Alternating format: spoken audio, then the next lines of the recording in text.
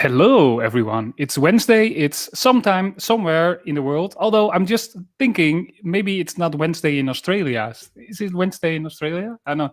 I, Eesh. Who knows? Sorry? Yeah, who knows? Let's check. We're back with the 4 to 5 show. Daniel is still on leave. He's enjoying some nice sunshine, hopefully, and time off. But we found a great replacement for him this week. So with me today is Alexander, or can I call you Alex? Alex is fine. Oh, Yes. perfect. That saves some time, like saying your whole name all the time. So, Alex, maybe just a brief introduction. Who are you? What are you doing? And then let's dive into the topic of today.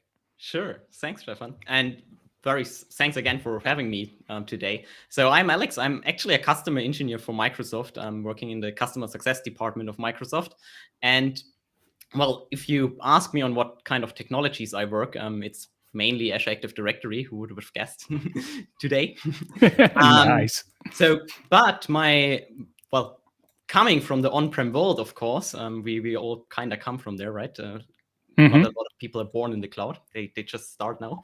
But actually my on-prem technology is not Active Directory. I know, of course, Active Directory on-prem as well, but my on-prem technology is Microsoft Identity Manager. So I have a very identity governance heavy background, let's say it that way.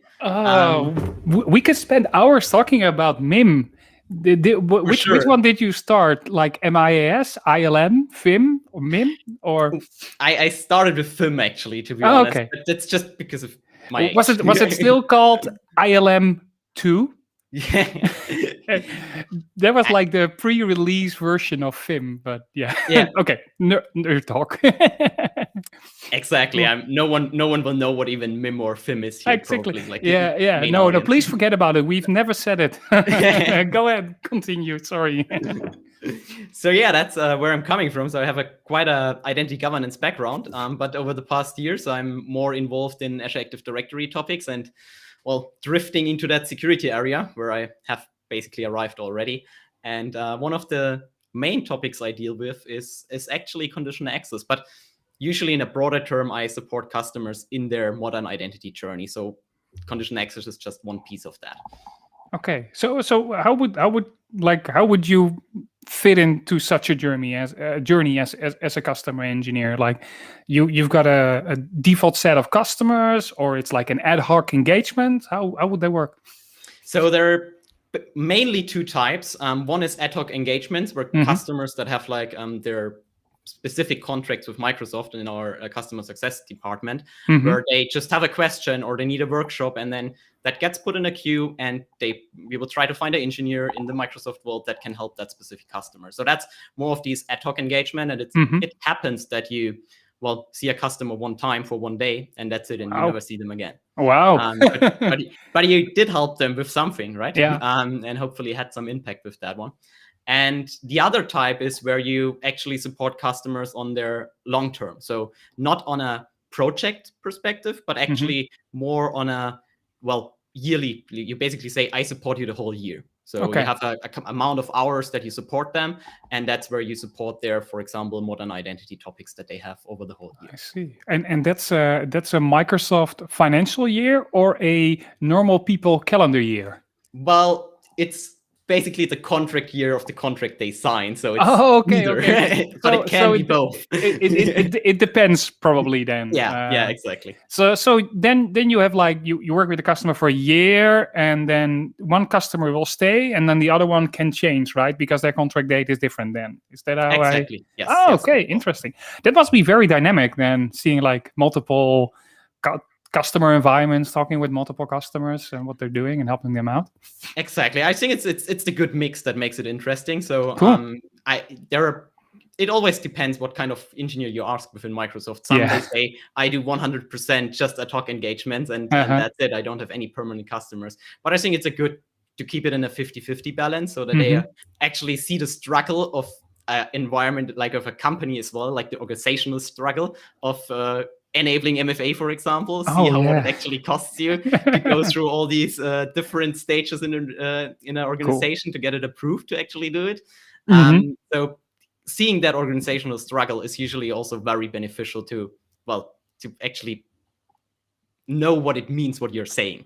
Yeah, I see. Cool. So and before you joined Microsoft, did you? So you said like I did. So Microsoft Identity Manager, meme implementations. Was it already within Microsoft, or did you like? No, that was actually, so I started. That's how I basically shifted into the identity world. I started working with them, but that was still with a partner. So I joined Microsoft 2 years ago. Cool. As customer newbie. No. Yeah. I'm like at 8 years in 3 months, I think so. But it's still fun. Cool. Okay. So is this also the reason? So the thing we're going to talk about today is the conditional access as code that you've created, which is available on GitHub. So what was your inspiration to create that thing, to set it up, to create that framework? Yeah, so I would say it's basically a lot of customers engaging us and asking us what kind of conditional access policies should I have. Like, they start with, if they have not started yet, their conditional access plate is empty, right? And when we go back, maybe when I started this repository, I don't even know, it's probably started like almost 1.5 years ago when I started the repository. There was no security defaults yet, which I think we discussed, or you discussed on the last we did.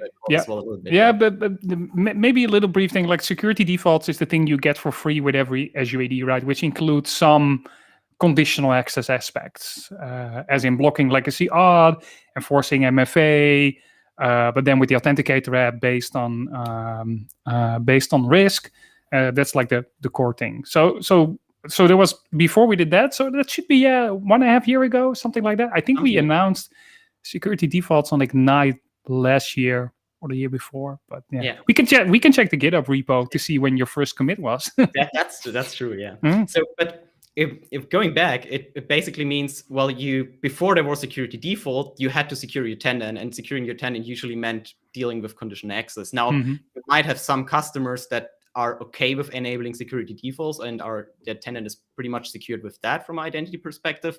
But a lot of enterprise customers that we as a customer success unit in Microsoft engage with, that is not an option for them, because they just need to be a more diverse rule set and cannot stick with the, take it or leave it approach of security defaults. Yeah, definitely. Okay, so that's basically how you started. But then when you think of creating something like that, so how do you start? Like, how do you think of? So how did you gather like insights on what would be a good policy set? How did you do that? Is that based on your customer engagement, or did you get some help from the community, or how should I see that? Yeah, so it's very diverse from where the information came, I would say. So when I started the repository initially, there was actually some work of other MVPs and other people in the community that are it's a long list actually. Otherwise I would mention them now all by name, but we can maybe take a look later at it. So there was a lot of community work already available. We have a lot of public documentation from our Microsoft site as well on our docs. And then, joining Microsoft 2 years ago, I also had access to some internal content that I could use, or internal sessions. Like, it's not any information; it's just like internal sessions where people presented their point of view on conditional access. And based on that, I just try to bring all these different information flows or inputs together, and bring it down into policy sets, which basically is a set of policies that should fulfill all your requirements and actually have a big picture on the conditional access topic, so your tenant gets secured with that.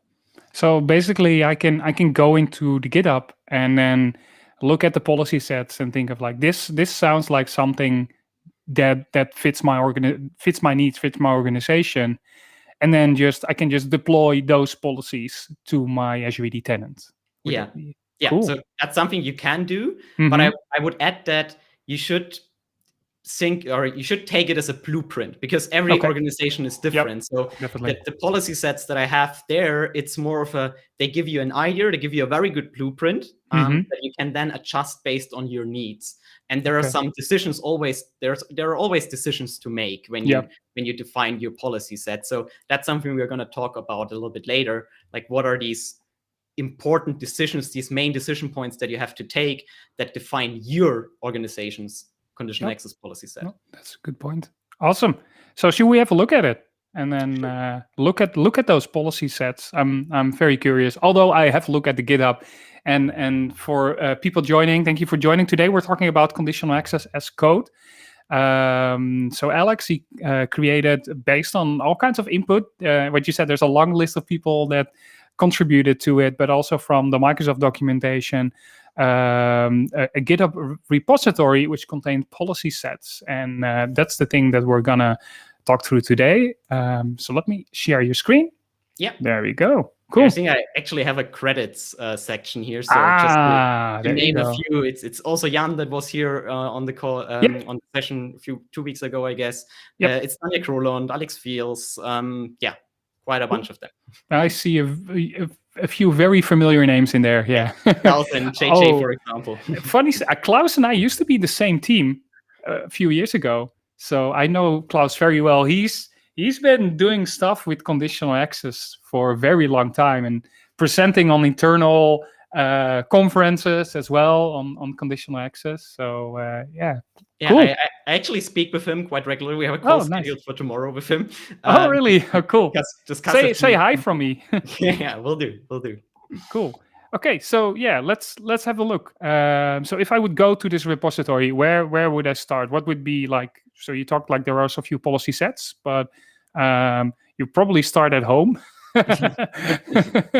Yeah. So basically at home you get a quick introduction of what this actually is. So what kind of pieces are in the repository, and in the repository you will find, now I'm gonna be a little bit careful with the word repository here, because in the GitHub repository you will find a policy repository that is basically a place where you will find conditional access policies. And we can have a quick look at it if you just go to code here and go to policy repository. So it's a repository in a repository. Exactly. And here you will find some folders, some kind of categories that you can fit conditional access policies into. So that's just a naming I came up with for this repository, where you can categorize your specific conditional access policies. And if we now go here, for example, into base protection, you will find actually JSON files, because that's how conditional access policies are deployed from an API perspective. So you make a graph call and you need to specify the JSON file that describes the conditional access policy. So theoretically, I can just take this JSON policy and then just post it through the Graph API to my tenant, and it's all configured then.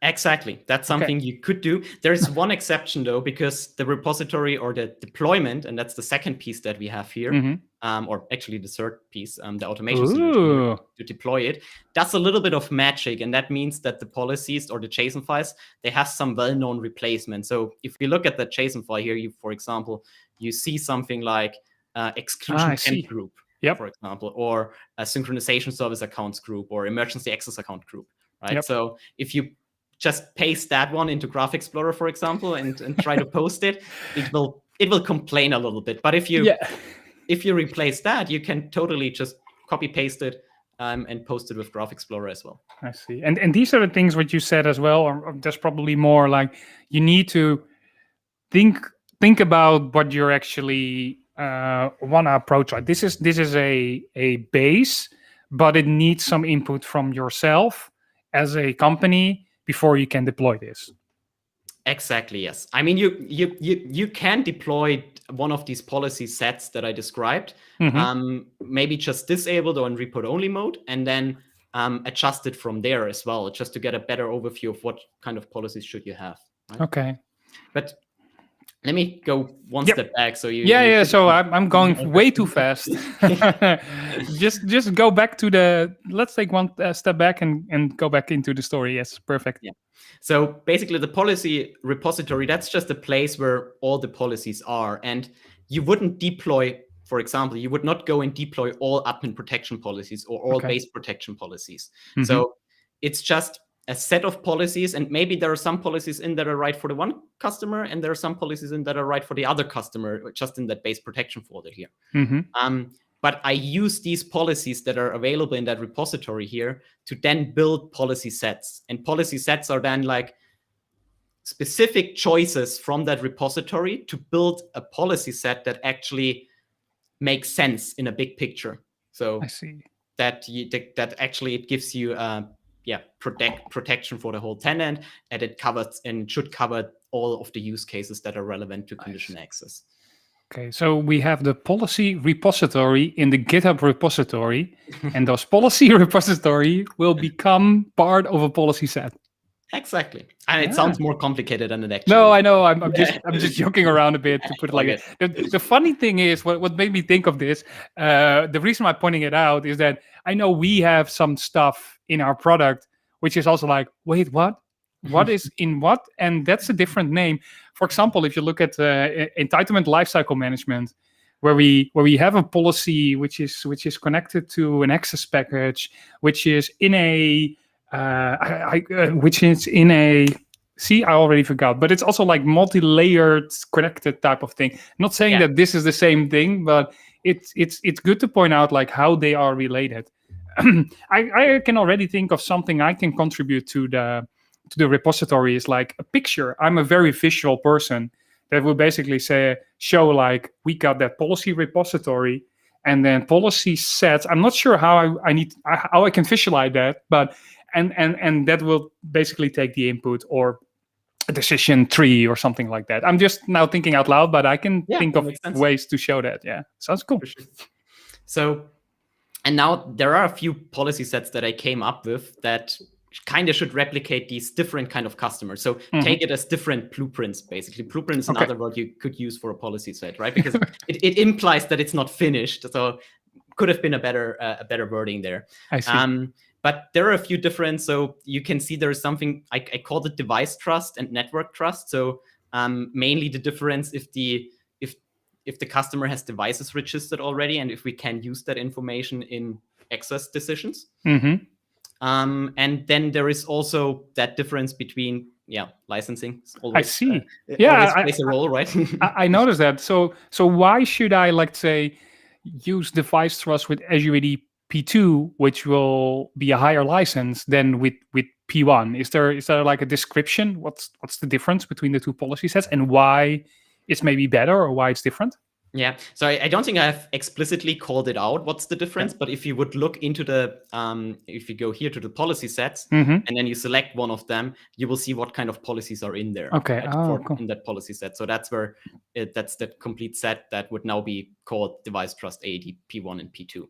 So the main difference in my policy sets here is are risk-based policies actually. So identity protection and risk-based policies, they require P2. Yep. So that's why I make the difference there. And there is this challenge of, well, you might have a customer that, and I have a few of them, where a subset of users is P2 licensed, and a subset of users is P1 licensed. And then you cannot just simply build a policy that says, well, risk-based policies for everyone. For everyone, yeah. Then you're out of compliance. Yeah. Exactly. Yeah, we don't want to let that happen. So. No, exactly. No. Then we get other people within our company complaining that we're telling people to be out of compliance, and that we don't want that. So, cool. Then you have the policy sets. So those, and you said like this is a blueprint. So this is where the input comes from, like real life deployments. Then, as in what you've seen at or what you and the others that contributed have seen at customers, what they would require for such a policy set. Exactly, yes. So it's a very good view on that. The policy set is a very good blueprint of what a customer usually needs. So the adjustments should be minimal, but we will dive into decision points, and that will show us a little bit deeper of what might be the things that you want to change up in the policy set. Okay, sounds good.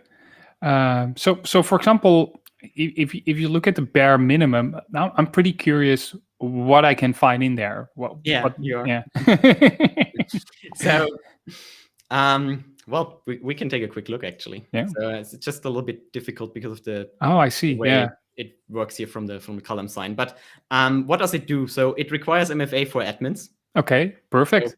So, actually, it says require MFA for M365 admins, and then it says require MFA for privileged systems. Okay. So is there a reason you split them up? Well, the thing is, you kind of have to split them up the way you can create policies. Because if you, and maybe let's just dive into some policies here. We are now not looking at the bare minimum one, but it's the same logic that you see here with privileged systems and M365 admins. So the M365 admins, and it's from a naming perspective, not 100% precise. It targets the admins based on the roles that you can select. Okay. Yep. And do you know which kind of roles you can select here? From which RBAC systems? Which roles they're in there, if I know them out of the top of my head? No. Like the trick here is that the policy or the roles that you can select here, they are only from Azure AD RBAC. Yeah, so if you have other RBAC systems, like for example, Security and Compliance Center or Endpoint Manager, you cannot target them here. So that's why, in addition, there is a group that you could fill with your administrator accounts to make sure they're always targeted from that protection as well. Okay, so that's where the difference is between those two things. The one is basically using the building directory role of one, and the other one is using a group.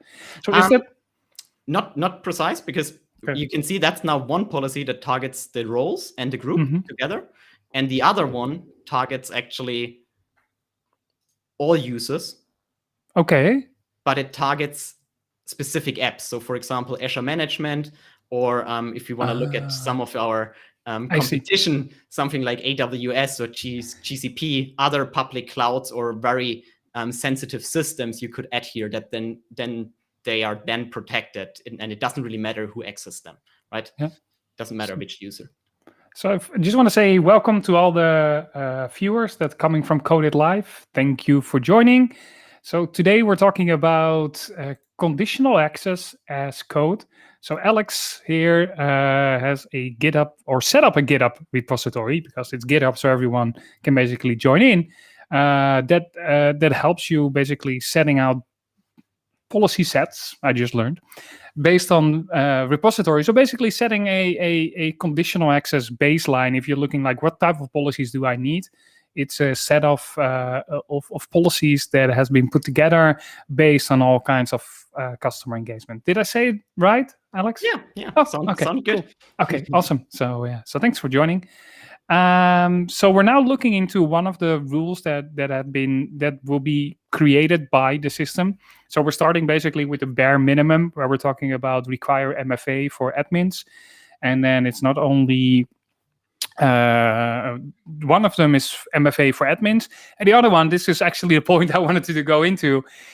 So one of them is based on roles, the other one is based on like target portals. So in this case, this one was targeted to the Azure admin portal and requiring MFA to get into that portal. Yeah, there we go.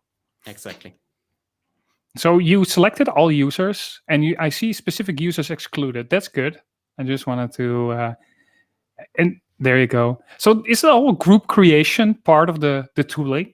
Exactly. That's part of the automation tooling, that it will create exclusion groups for these policies as well. And so what the automation actually does, it creates a permanent and temporary exclusion group for every policy. Okay. So you could think of, maybe you have a service account that is not shifted to something better yet, and you need to permanently exclude it from a policy, then you could use the permanent group. And if you have, for example, a specific issue with a user and they need to be excluded on a short-term notice, then you could put in the temp group. And the group has the benefit that you could put some kind of governance process on top of it. So, for example, access reviews, or even an automation that, for example, clears the temp group every week. Because it's just meant for someone to get an exclusion for a day or something, and not longer, and then they will automatically get kicked out again, for example. And that automation is part of the automation package that comes with the code, or you're just using access reviews for that? Yeah. So the automation only creates the group. It does not create access review at the moment. But I have something called post tasks. So after you actually deploy there is quite a long list of things you need to do that the policy set actually works. So a few other policies we have not spoken about, but you might have policies that require a secure password change when a user risk is detected. Then you have to have password write-back enabled in a hybrid environment. So these are all like some kind of the post-deployment tasks that are called out as well in the repository after you deployed one of these blueprints. Cool. And so that's all part of the manual. So let's go back. I keep on interrupting you in this story here, but I'm very curious to hear like so we talked about that set. What would be the steps? You were talking about like some decisions you need to take, things you need to think of. So let's look at that. Yeah. So let's take a step back and say, okay, what are even if you hear the decision for one of these policy sets, that's pretty easy. Like there's just a question of, are your devices registered and what's your licensing? So that's kind of straightforward. But what I'm more interested is what influences even after that your policy set. Like even if you would decide for, well, we have P2, for example, and we have our devices registered, so we choose that one. But what are then the decisions afterward that you need to look at? And what we have is, and the policy repository has a quick start that kind of outlines what we spoke about right now. Like it's a blueprint and how you find your policy set. And in that blueprint section, it calls out there are 3 very important decision points. So, and I will let me just close what is open here and let's open these 3 that I have here. Okay. And the first one is I call it strong authentication maturity here. Awesome. That basically goes in the area of, well, do you have an MFA rollout done? Do you have your devices registered? And if you have done an MFA rollout, is it like regular MFA with a phone or SMS? Or do you actually have like strong auth on the device already in form of Windows Hello for Business or FIDO key, for example? Awesome. And usually that's where you can group organization into one of these maturity levels of how far are they with their strong authentication journey. And I'm just going to call out the first one here, which says, well, that's pretty open, or the maturity one, which from a rule set says you need a trusted location or a trusted device or MFA for all apps. Okay. Right? So now, do you like that? Do you think it's secure? Yeah. Trusted location. Yeah. Especially so nice, right? all the ORs, but it's a start. Like, right? It's doing something, to put it like that. Yeah. And exactly the point of that first step, it's a start that you usually can enable in most of organizations. Like I can go in our organization, I mentioned these 1 week or 1 day engagements, right? If you go into an organization and they have no protection at all from a conditional access perspective, if you deploy a rule set that is like that, you can actually enable it in the same week usually. Yeah. Right? If you say, well, you need to do an MFA rollout, you need to register your devices, registering devices, hybrid HID shown, okay, maybe you need, or from an organizational perspective, a few weeks for it to get it all done. But that's something you potentially can enable on day 1. Yeah, and you can still go and say, based on some specific context, we are tightening that rule set. So even though for all apps we are very open, we might still require MFA for specific apps, or we might enforce the MFA, for example. So that's something you can always add on top when you have that very open base protection, that you tighten it afterwards on specific context. So that is something you define like in the set, as in okay, I am maturity, strong authentication maturity 1. And then the policy set knows like, okay, then we need to do like trusted location or trusted device or MFA for all apps. Is that how it will work? That would be the dream. Okay. Sadly, it's not like that yet. So the policy sets and the blueprints, they just assume one of that maturity. So it's kind of mixed between 1 and 2, actually, that is in the policy set. And then you need to adjust it on your needs. But what you said is exactly what I have in mind or envision for the repository, that you could actually use the decision points and then just click here and get your perfect policy set for your specific organization. And it's no longer really a blueprint. It's actually your finalized set, Yeah, right? exactly. So basically, like creating a wizard, which would ask you a few questions. So this could be one of the first questions, right? Strong authentication maturity, and you can just check the boxes, and then the next step would be like the next question you're probably gonna talk about, like the thing that's important here before you're gonna roll this out, which could be as an input. But this is already like a great start, right? Because how many people don't know when they start with these type of things, like what is the pre-requirement for a specific conditional access policy? It's they're not aware of what are the options. So I think this is already great guidance, which can help you deploy conditional access. Yeah. Cool. So maybe let's take a quick look at the 2, 3, and 4 just to see what's sure. Yeah. So what we can see is here in maturity 2, we removed that trusted location that you called out in the beginning. Sorry, we do not yet. Actually, that's happening. That's 3. So in 2, what we can see is we changed that OR MFA here, and we change it to and risk-based MFA. Okay. So we add risk-based MFA protection on top of it. And now you could argue, well, that's a MFA rollout, but there is also this take of, if you do risk-based MFA, you could potentially respond to only high sign-in risk. And then if the user is not enrolled yet for MFA, they would get blocked. That's not nice. Usually we don't want to build dead ends for our user, right? So that sucks usually.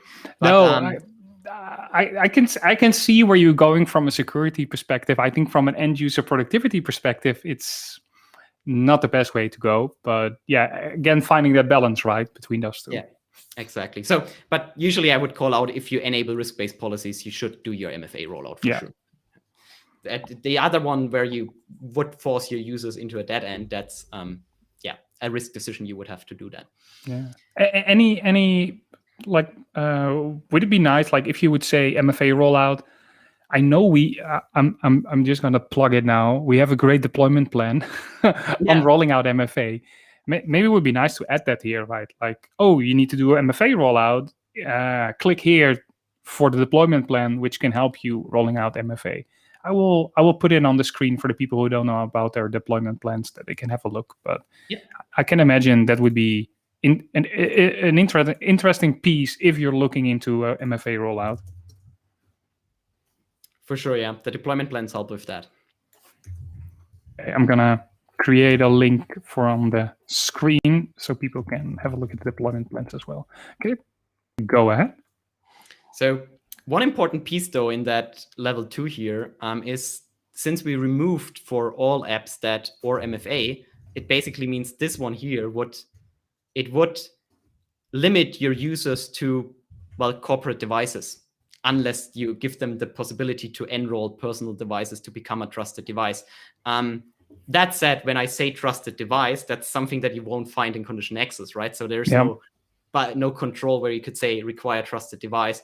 I use usually trusted device when I speak with my customers to summarize Intune compliance and hybrid Azure AD join, even though there is a difference between these two from a maturity perspective. You want to get to having an Intune compliance instead of just hybrid Azure AD join.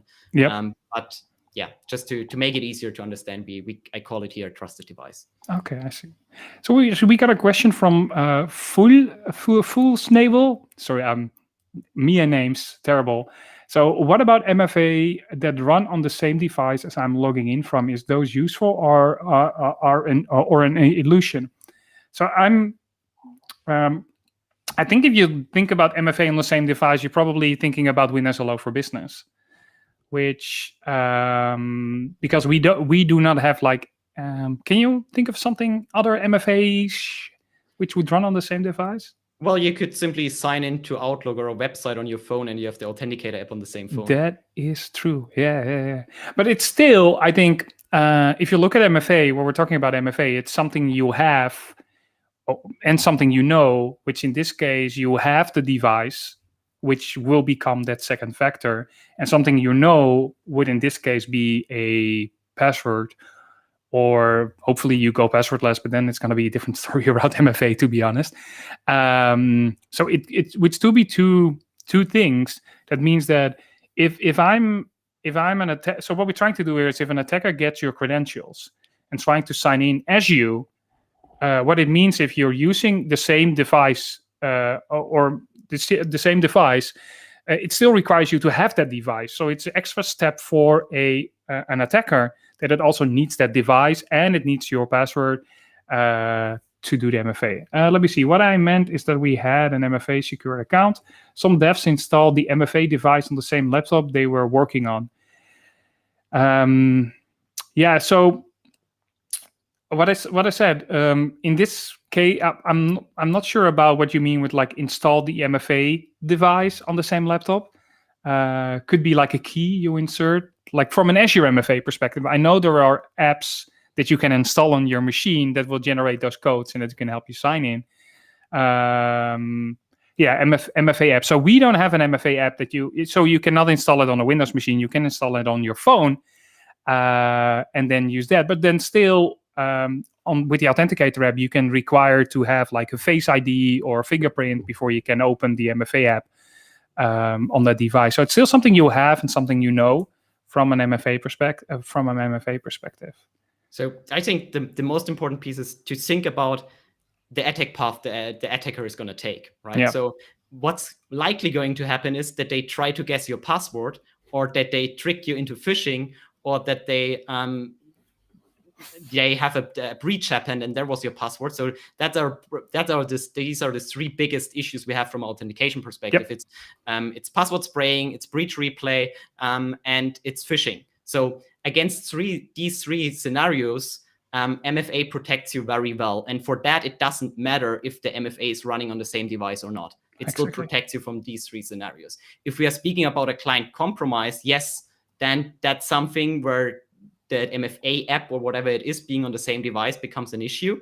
But it's not that attack that we want to... of course, we want to be protected against that one as well. But it's not what's happening in the real world en masse, right? Yeah, and there's still, if you look at an Android device or an iOS device, it's still containerized, those apps. So even though like there have to happen a lot of stuff on a device, which is which going to be a very expensive attack for an attacker to get access to that MFA app on that device next to something else on that device.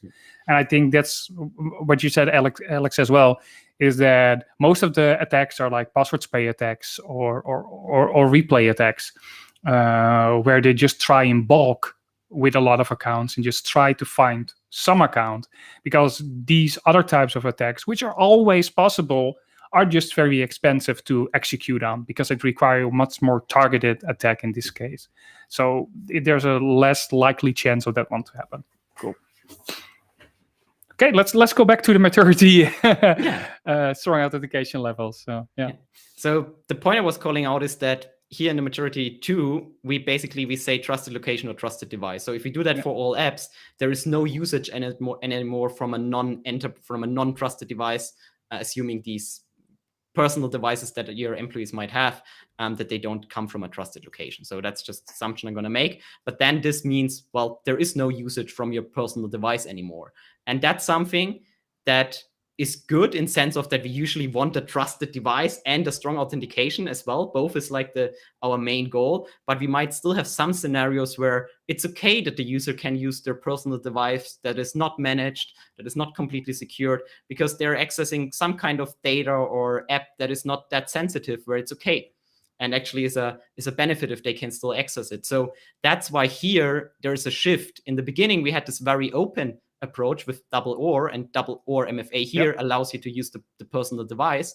And then we tightened it. But now that we are tightening it in the beginning, we need to make some exceptions based on specific apps, specific apps or specific data that you have labeled that it's not important, for example. Then you can make these exceptions where it's okay to use it from a personal device. And that what kind of different approaches you have to offer the usage from a non-trusted device, that's something that is basically the second decision point we're going to look at. What kind of ways do you have to allow them access from in these exceptions, basically. I see.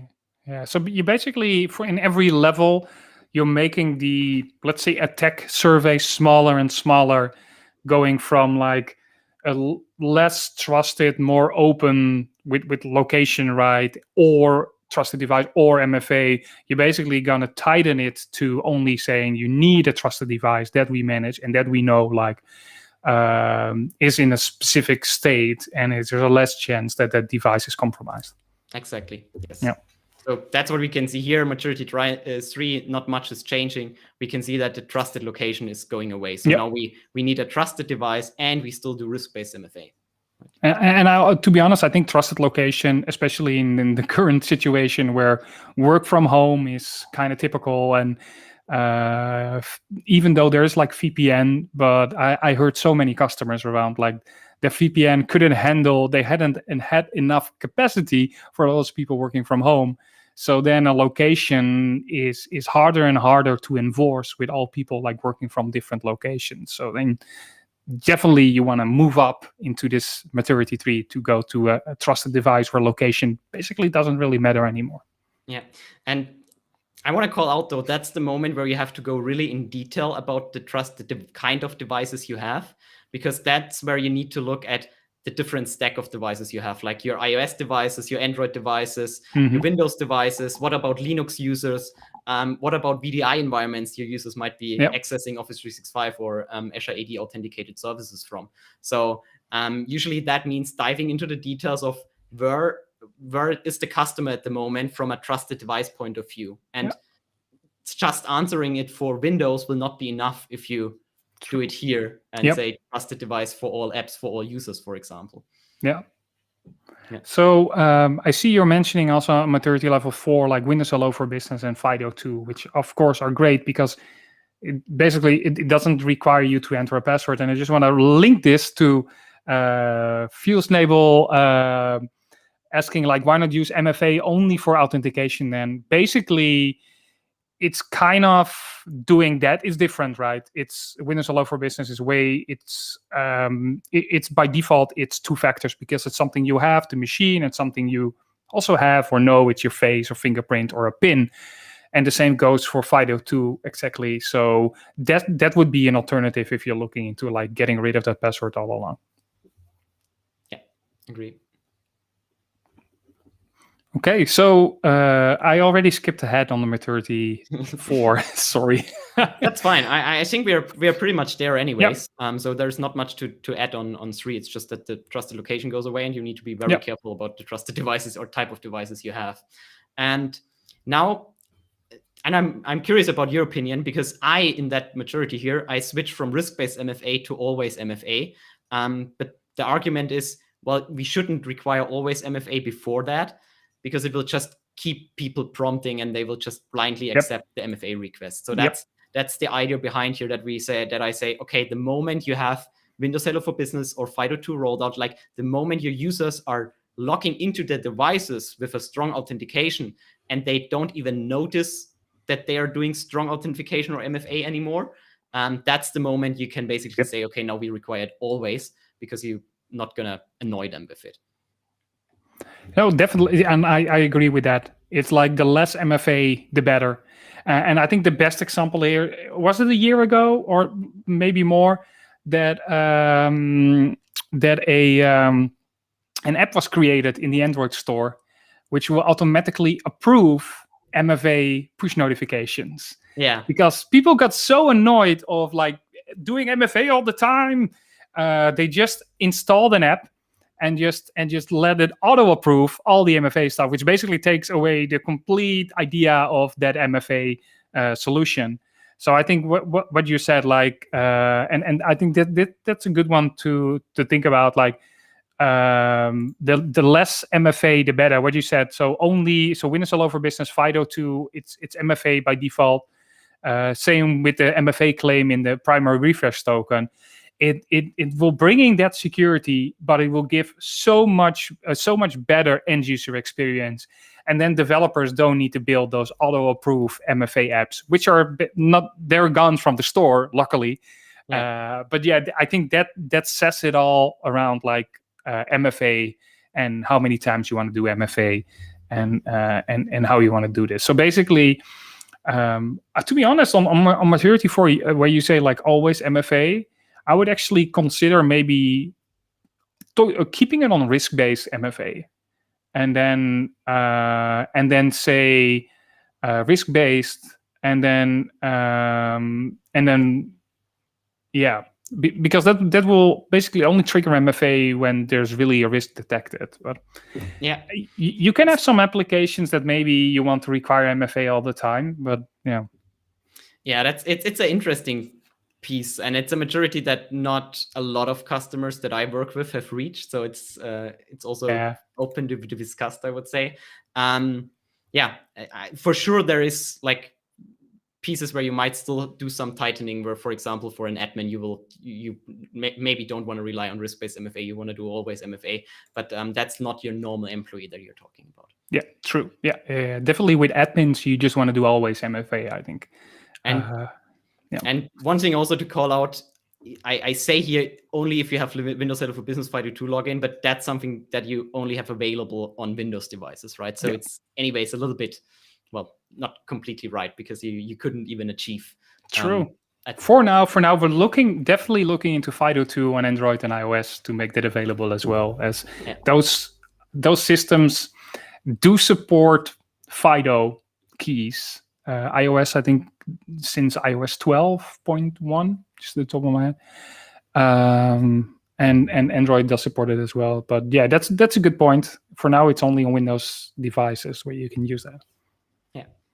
So now let's take a quick look at what about these exceptions. So when we no longer require a company device or a trusted device, what kind of options do we have to give an employee or a partner access to resources when they're not coming from a trusted device?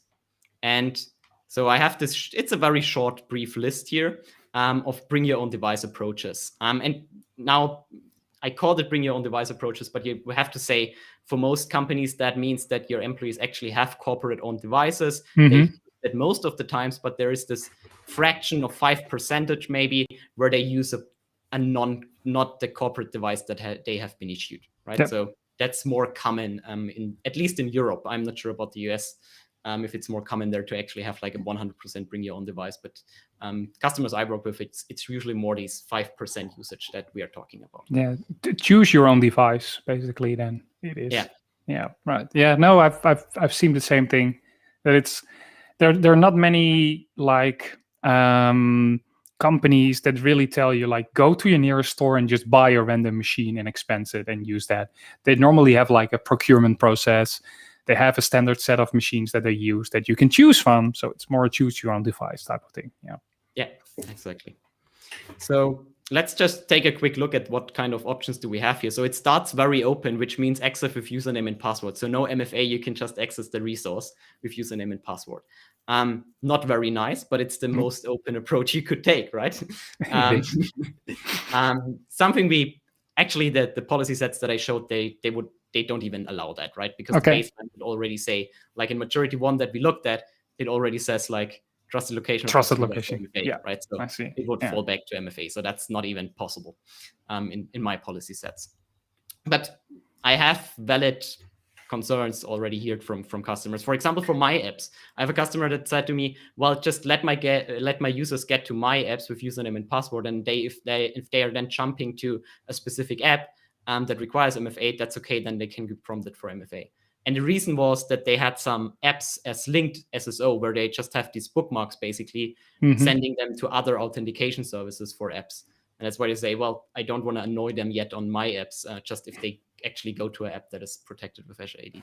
So basically moving the protection to a different level then. Yeah. Just having like this landing page where you don't need it yet. But I convinced that customer to keep MFA on my app. So nice. Because that's where it's about like, so I think that the problem would be with that approach is that you will lose the central view of what's happening with your authentication, right? Because now they're signing into Azure AD to the MyApps portal, and then they click a link, and now basically you don't know, you need to gather data from that other system to know what happens with that authentication. And that data will also not flow back into identity protection. So it will not contribute to the risk level. So there are so many, like, I think, benefits of keeping that authentication centralized instead of moving it around to different systems. Exactly. Okay, so step 2 is basically access with strong authentication. So they can access the resource or the data, and they just do MFA or passwordless, and they are in.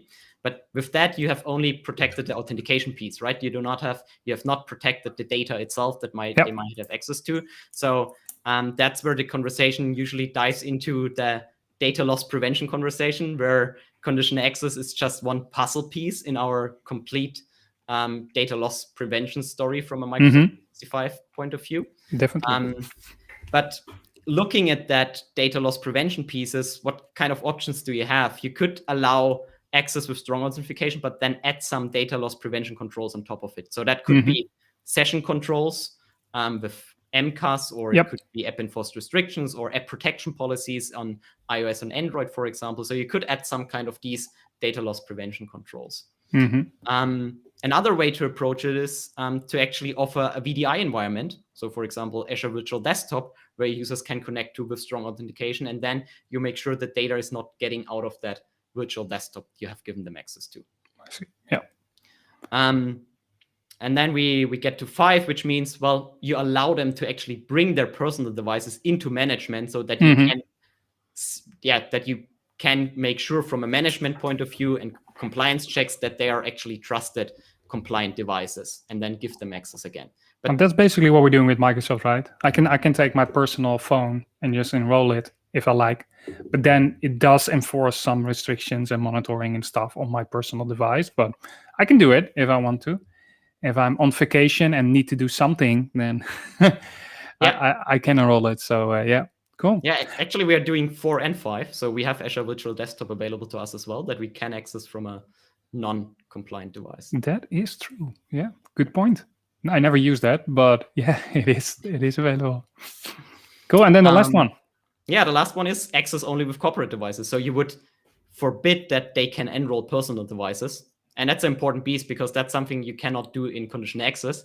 That's something you would have to do on the endpoint manager side with enrollment restrictions, to make sure that the users are only allowed to enroll corporate-owned devices. And if you do that, you restrict what kind of devices they can enroll. And then on the conditional access side, you require a compliant device. That's where you kind of close the door completely for these personal devices. Yeah. So there are multiple components jumping in if you go through those approaches, right? So it's what you said, like number 6 requires your MDM, which hopefully or could be in tune, to require that. And for example, data loss prevention, we were talking about Microsoft Cloud App Security, but there are also other things that could help out. So if I would go through these lists, right? We did the maturity list on the authentication. We do the bring your own device approaches. Do I just need to write down the number where I'm at for the next steps, or just thinking like I would go through the list? This would provide my input for creating my baseline. Would it just be, and probably I can guess this would be part of the dream, but I'm now visualizing. So I haven't deployed this, so I'm now visualizing like a wizard where I would just be asked like, which maturity level are you at? I'm at 3. And which bring your own device approach do you have? 4, and then it will spit out something. But so you're totally right. That would be the dream. So currently it's the way that the policy sets, or let's talk about device trust here. So that's the one that usually I deploy with customers, because even if you don't have devices registered yet, you saw that in that first maturity here, we do that or trusted location or trusted device, right? So even if the devices are not registered yet, it doesn't hurt you if you just deploy a device trust policy set. Actually. Okay. Yep. With that in mind, I can tell you that the policy set from a bring your own device approach, it actually takes number 3, the blueprints that I have. And from a strong authentication perspective, it is a mix between 1 and 2. So it has the policies for 1, but it also has the risk-based MFA policies in there already that you could enable. But that's a decision you can then make. So it's a mix between 1 and 2, and here it's number 3. And if you now say, okay, I am different, then you would have to adjust that blueprint, that policy set, and you could usually do it by finding the policy that fits to you in the policy repository that I mentioned earlier, where you have like this bigger choice of policies that are available. Yeah, and that's what you mean with when you look at the policy sets, like your own, right? There was some option, I think, in the policy sets. If you can go back to, let me see what you meant. So I have it in front of me as well. So policy sets, and then it says your custom policy set. That's basically what you mean, right? With the policy set. Yeah. Okay, That's something you could build yourself, exactly. Yeah, and then of course, when you build your own custom policy set, you can contribute back into the framework, right? Yes, that's something you could do. Yeah. So, and that's a good point, because, and that's the last decision point that I had for when you're building a set, and I call it framework structure. But the notes here, we can take a look at that. But I want to tackle it on just from a voice perspective here. When we look at the policies at the moment, you saw these categories that I have, and let me actually go back here. So these categories with admin protection, application protection, attack surface reduction, right? And the policies that I have that are highly structured like that. So if we, let's reload that one, and let's take a look at how the policy set actually looks like when it's completely deployed. I must say, this is very extensive, but also very thought through on the things you need to consider and what you put into the policy set. Yeah. Oh, let me just go back here to security, conditional access. Yeah. So now you see that there are quite a bunch of policies. So it's around 20. I think if Daniel would be here, he would kill me. Yeah, I was thinking that. Yeah, I'm not sure which number he always says, but it's. I'm pretty sure it's less than 20. Although the whole reason we added filtering and sorting is because most of our customers have way more and they want to filter. So exactly. So we have 24. I think Daniel said less than 30 last time when he was on here. Okay. I'm safe. Good. I'm safe. Nice. But we have to say the intention of that policy set is that you don't have to create other policies anymore, right? Yeah. It's also about what we see for a lot of customers is that they create a policy per application or something like that. And that's something you would no longer need, because here you now have something like a application protection category where you can just go and say, well, I have specific apps that should always require MFA or that should require a trusted device, right? That's the tightening that I spoke about.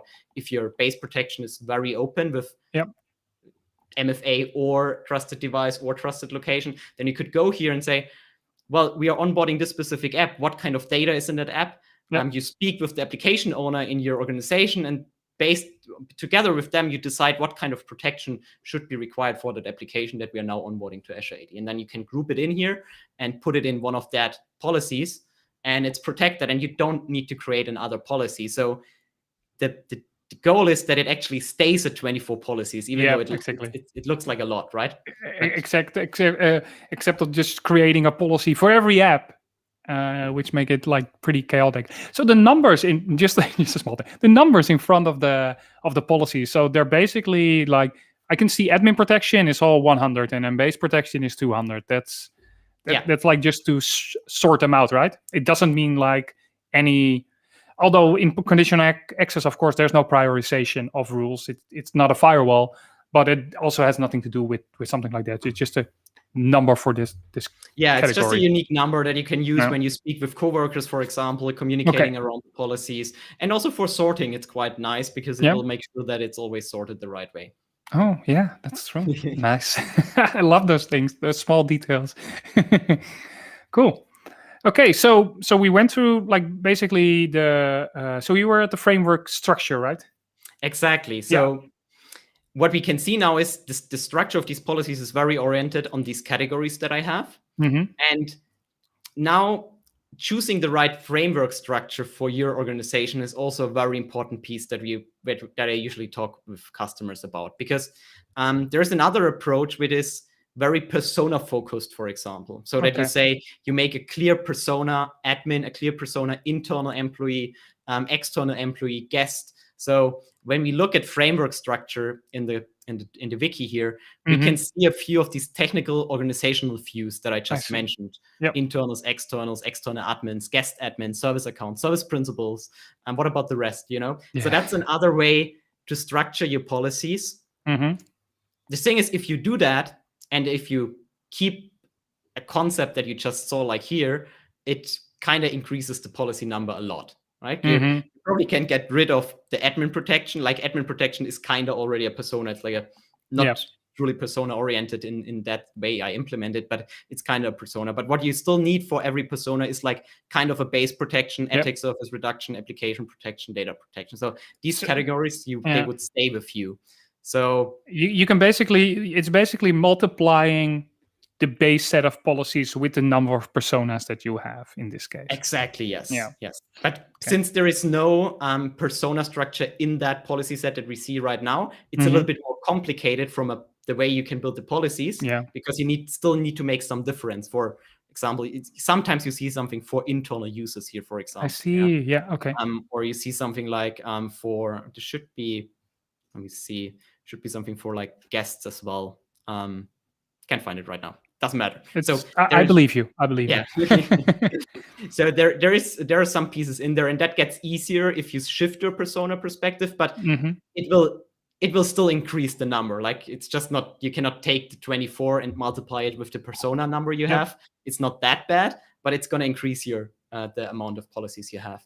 But at the end of the day, it's a decision you have to make of how much granularity you need as an organization, right?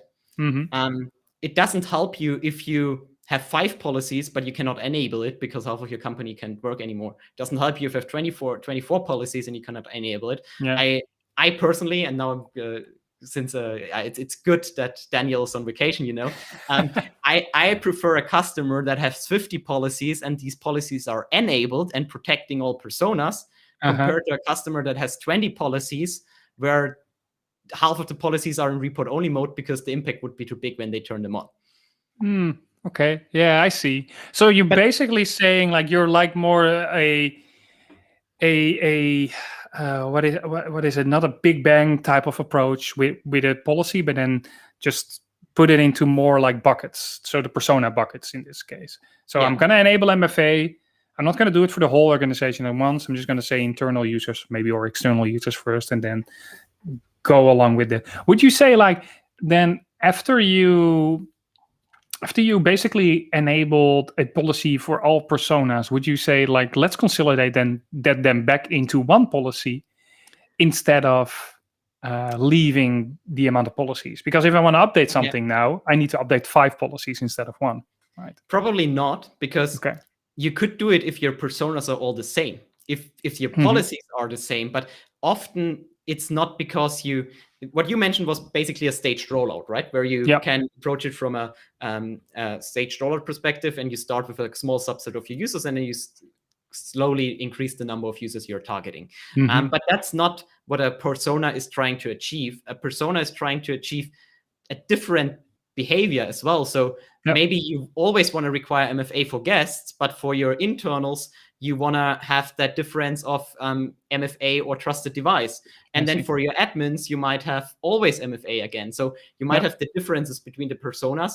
And when you need that granularity, then the persona is the right choice. But it's a very open discussion I have with customers, saying, if you shift to personas, you increase your policy number. It's not nice to have a lot of policies. We need to think hard about if it's truly needed or not. Yeah, true. Good point.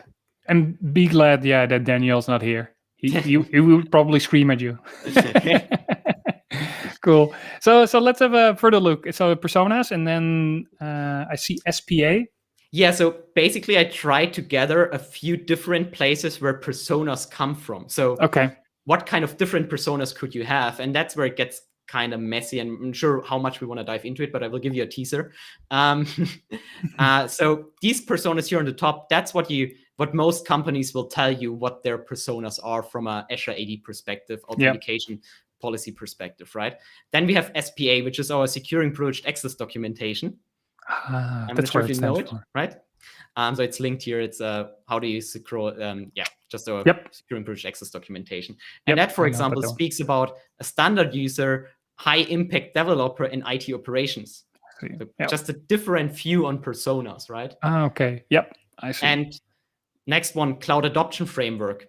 that we have for enterprise scale Azure architectures also speaks about personas, but it speaks about a NetOps, SecOps, AppOps, subscription landing zone owner, right? It's also a different approach to personas. Yeah. So theoretically, if you have your own personas already defined within your company, you could take that list as well, right? Yeah, if that's something I actually try to achieve with the customers that I support long term, that I say, what are your identity personas in your environment? Because that's something we are gonna face in identity conversations all the time. So we should have a good documentation about what the personas are in the environment. So that's something you can totally use as well. Yes. Yeah, it makes me think back of the days that I also deployed MIM and FIM, and then like 80% of the time was figuring out the use cases / personas that we needed to do, like the joiner, mover, leaver type of scenarios for the governance piece. Yeah, exactly. And I mean, it gets complicated because on conditional access side, all the pieces come together, right? So I say it gets complicated. We have to say, though, now that what we are looking at here, that's for customers that are very, very far in their journey from cloud adoption in general, right? So I would say that 80%, 90%, or even more of the customers I engage with, they are not faced with the complexity we are seeing right now. So that's why I was a little bit hesitant of how much time it's worth to dive into that. But it's worth mentioning at least that there is can be complexity around personas as well. Yeah, cool. Okay.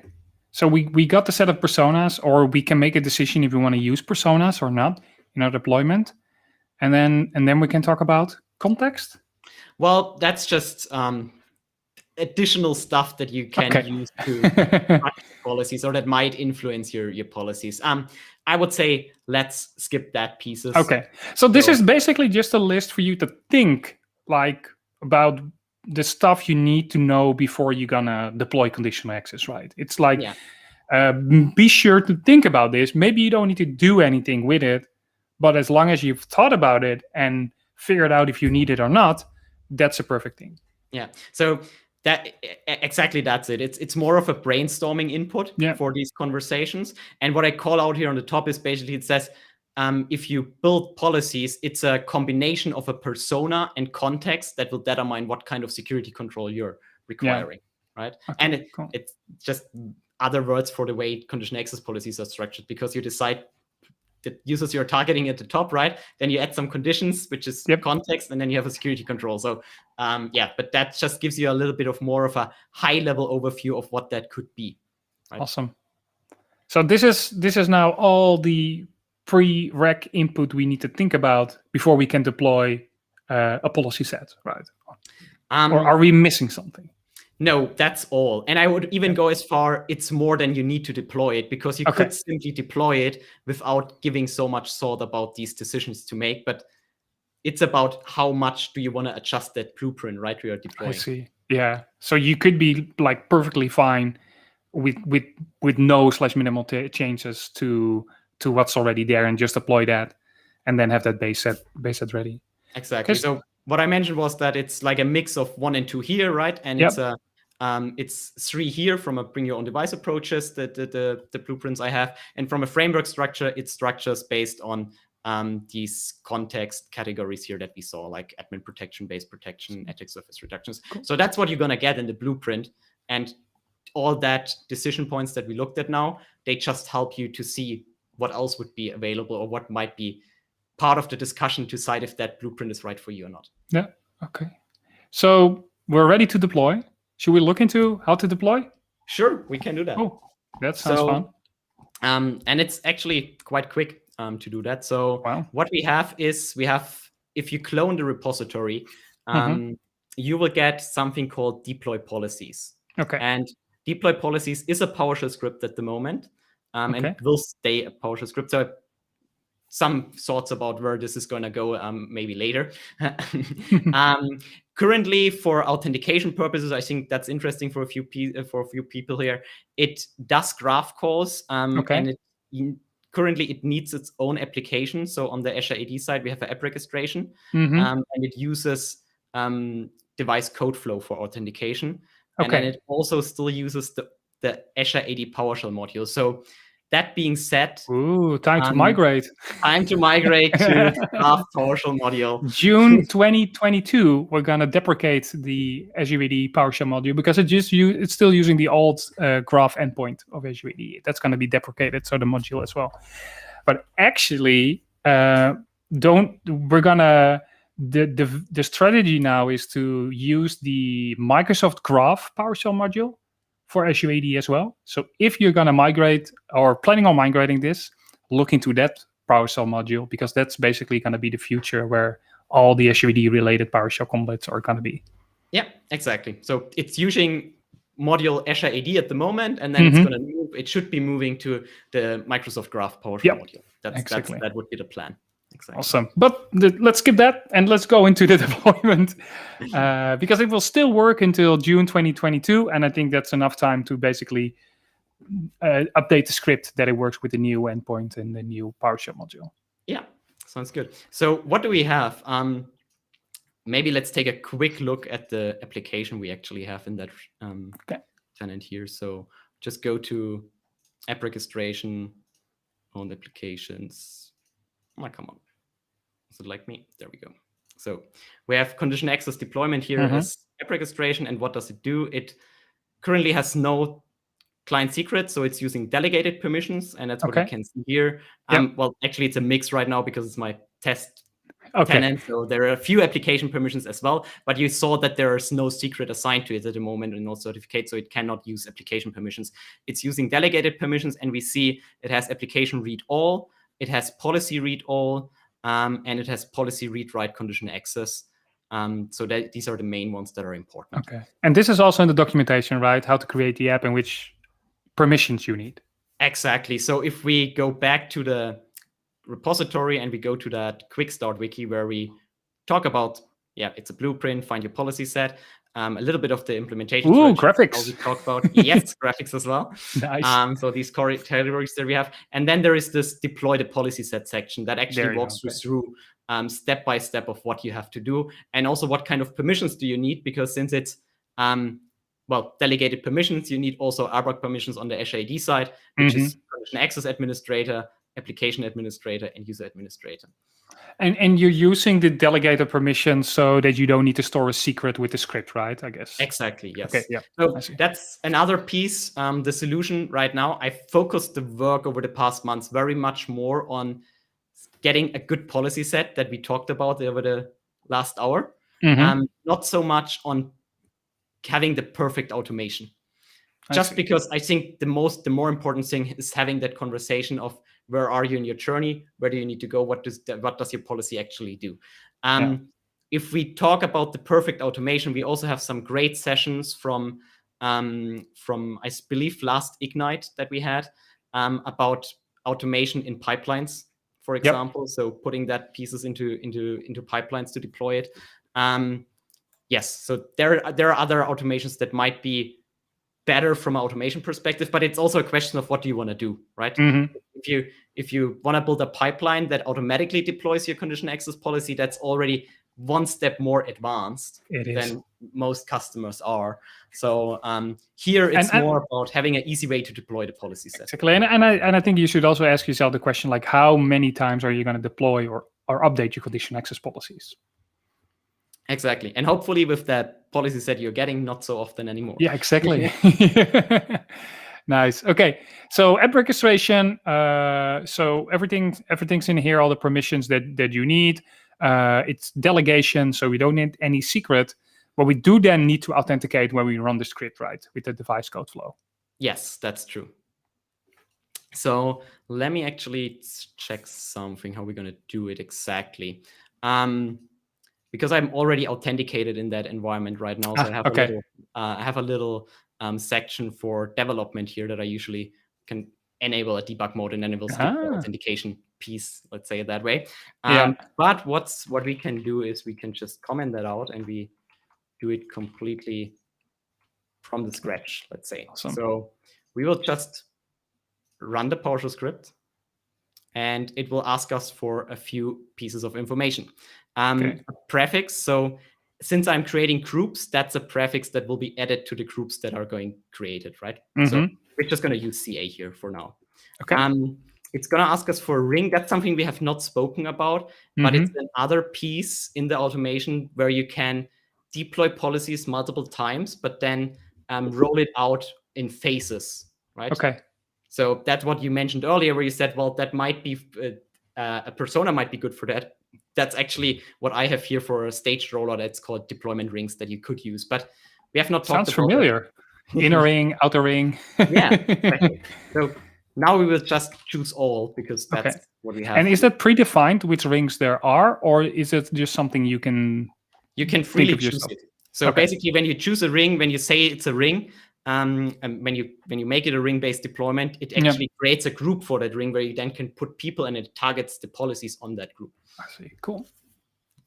So what else do we need? A client ID from the app registration that we had. Yeah. We need our tenant name. And we need a policy folder. So that's where the policies, the JSON files are located. This is also where you define which set you're using then. Exactly. That's where you define which set you're using. And did I save it? No, so I'm not getting asked it for authentication. So okay, so normally you would authenticate right now then. You would, yeah, you would. Yeah. So, and that's basically like when it's... let's make a quick stop here. And let's stop and try again. Let me see. Where did we take the mistake here? So we have development commented out, so it should not be in debug mode anymore, but there might be... Let's see. Maybe it's not setting it again, so it's still untrue. Yeah, so it's still untrue. So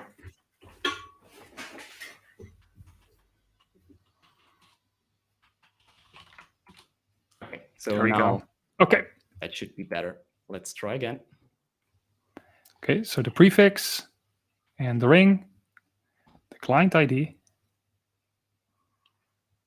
I could have used that little helper that I have there, but is it okay that you put the client? Yeah, between the. But to make it easier, we should just be able to do this now. Okay, so you can just already like put it in.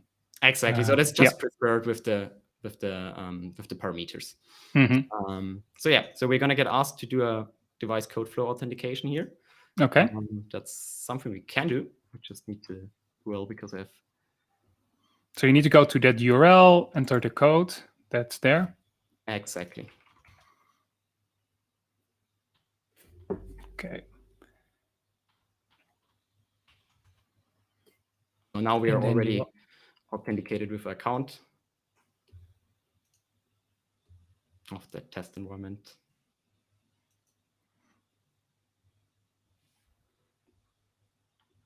And that's it. And then it will. Exactly. Then we just say yes here. I completed it. And now there's one piece where, since I'm still using both the PowerShell module, like device code flow with the app registration, but I'm also using the normal HID PowerShell module at one step. There is a double authentication, which is not nice. And that's something I would like to fix when we switch to the graph model, or when I switch the solution to the graph model. Exactly. So you don't do that. So then you don't see the screen anymore. Exactly. Okay. So now it creates some of the exclusion groups that we saw, for example, for the emergency access account, for the synchronization accounts. So some pre-work it does, and then it starts working on the policies that we have in the repository, so in the policy folder. I see. And goes here and, well, can see it working on policy 102, for example, and then create the policies. Yeah, it's actually quicker than I can scroll. It just That's good. That's good. And we can see it go here. Let me click the button and throttle your tenant. No, I'm just kidding. I cannot do that. Okay, so now it's just reading through the folder with the device trust with AED P1 and P2, and then so did that policy set, you did modify that one based on the needs of the organization, right? Or is it just a policy set that came off the GitHub? That's just one of the GitHub now. That's so basically we're deploying one that is in the GitHub one-to-one like it's in GitHub at the moment. Okay, so you don't need to add or change anything to it. It's just like, okay, I'm going to use the device trust. I put in this information like my client ID, authenticate, and that's just it. And then you got that nice policy set deployed. So there are a few more parameters that you could use. So for example, there's a prefix that I use to create the group names, right, that I said. If you, well, how should I say? Some companies have very specific group naming conventions, right, for example. So if you're not happy with the way the group names are generated, for example, then there are ways that you could you could specify the specific group names that you want to have, for example. So there are some pieces in there that you could add. So those would be a reason to really edit the set itself, but otherwise you can just leave it as it is if you're okay with the naming convention it's using.